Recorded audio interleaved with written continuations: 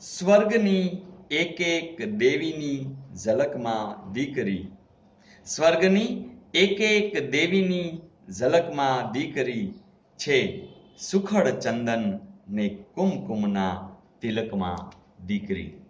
જી હા, દીકરી વિશેનું આ સુંદર કાવ્ય જે પગરવ તળાવમાંથી લેવામાં આવ્યું છે અને એના કવિ છે યુવા કવિ અશોક પીતાંબર ચાવડા. મારા મિત્ર પણ છે અને તમને આનંદ થશે કે બહુ નાની ઉંમરે એમણે જે ગુજરાતી સાહિત્યની અંદર વિવિધ ક્ષેત્રની અંદર જે કામ કર્યું છે અને કરી રહ્યા છે એ ખૂબ આનંદ અપાવે એવી વાત છે.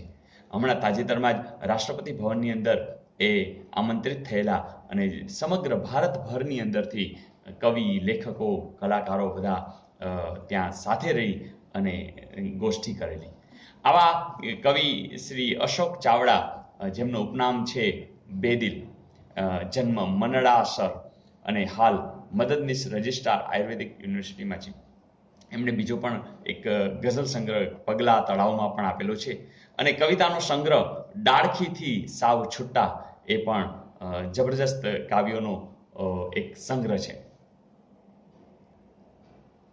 કવિશ્રીને એવોર્ડ પણ મળેલા છે, એમાં ખાસ કરીને સાહિત્ય અકાદમી દિલ્હીનો યુવા પુરસ્કાર અને ગુજરાત સાહિત્ય અકાદમીનો યુવા ગૌરવ પુરસ્કાર. ખરેખર ગૌરવ અપાવે એવું આ યુવાન એટલે પ્રાધ્યાપક